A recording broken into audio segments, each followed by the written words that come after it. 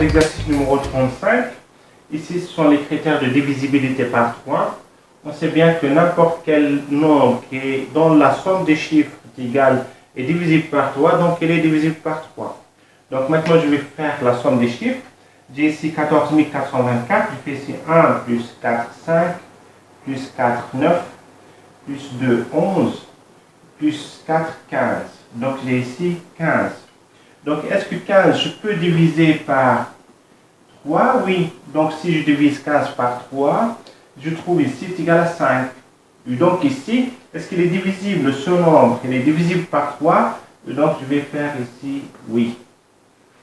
Maintenant je prends ici le 12 270. J'ai ici 1 plus 2, 3, plus 2, 5, 5 plus 7 est égal à 12.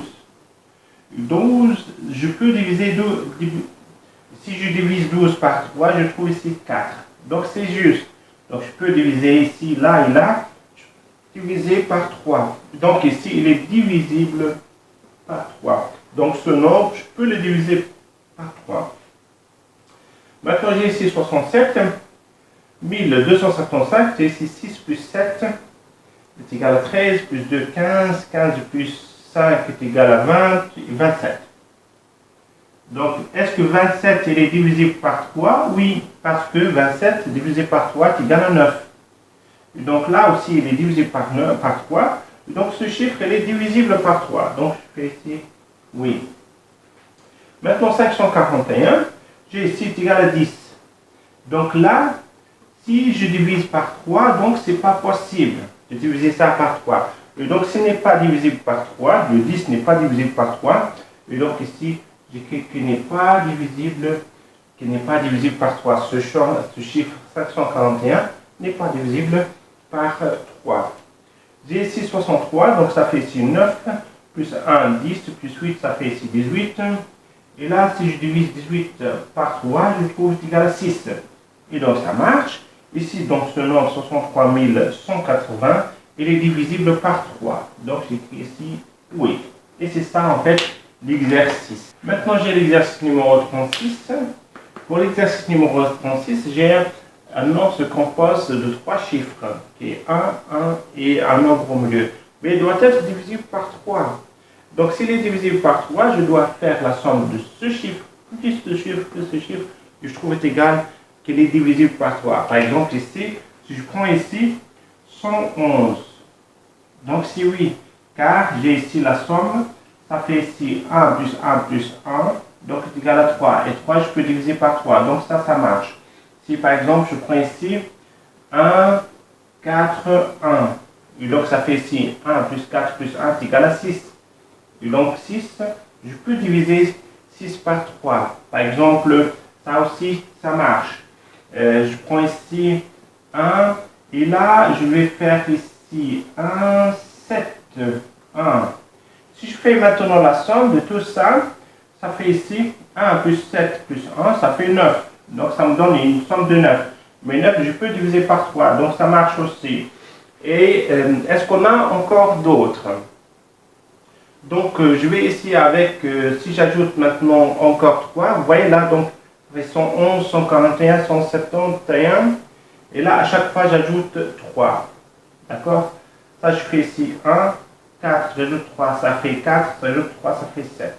Et donc ce sont les 3 chiffres qui sont divisibles par 3. Ces 3 chiffres seulement, je ne peux pas faire autre chose. Maintenant, 123, il y a un chiffre qui manque, qui doit être divisible par 2. Si je divisible par 2, je dois avoir ici 2, 4, 6, 8, ou bien 0, d'accord? Donc c'est 4 chiffres, ou bien 0, 2, 4, 6 et 8.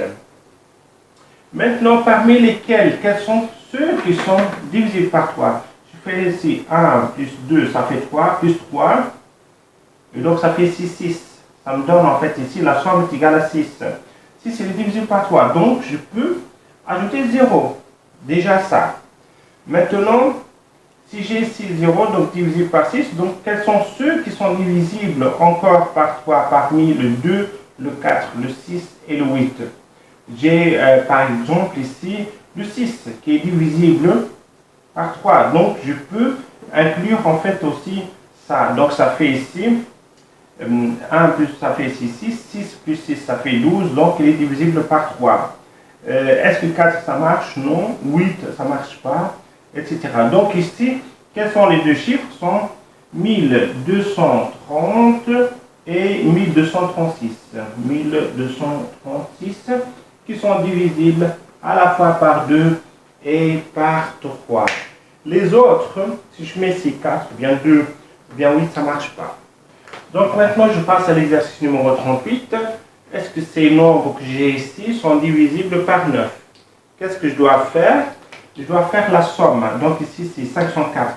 Désolé. Donc j'ai ici 5 plus 4 est égal à 9. Si je divise par 9, je trouve 1. Et donc, c'est oui. Maintenant, j'ai ici 7 plus 2. Donc j'ai ici 7 plus 3, 10, plus 2, 12. Est-ce que je peux diviser 12 par 9? Non. Donc ici, je dois faire ici non. Maintenant j'ai 747. Est-ce qu'il est divisé par 2? J'ai ici 14 plus 4, 18. 18, si je divise 18 par 9, je trouve égal à 2. Et là, ça marche, oui. Maintenant j'ai ici 5 plus 3, 8, plus 9 est égal à 17. Donc, est-ce que 17, je peux diviser par 9? Non, je ne peux pas. Donc, il n'est pas divisible. Maintenant, j'ai ici 5800, etc. Donc, ça fait combien? Ça fait ici à peu près 1, 6, 6 plus 16, ça fait 22. Donc, est-ce que 22 est divisible par 9? Non. Donc, c'est non. Je passe au dernier. Donc, j'ai ici pour le dernier, j'ai ici 19 plus c'est 27. Hein? Donc, la somme est égale à 27. Si je compte 4 plus 6 plus 9 plus 8, c'est égal à 27.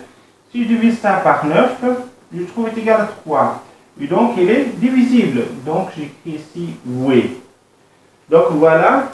Les nombres qui sont divisibles par 9 sont 504, puis 747, et puis le dernier c'est 4698. Sans même effectuer la division, je peux dire que ces chiffres en fait ici, là où j'ai écrit oui, donc sont divisibles par 9. C'est-à-dire si je divise par 9, je trouve un reste égal à 0.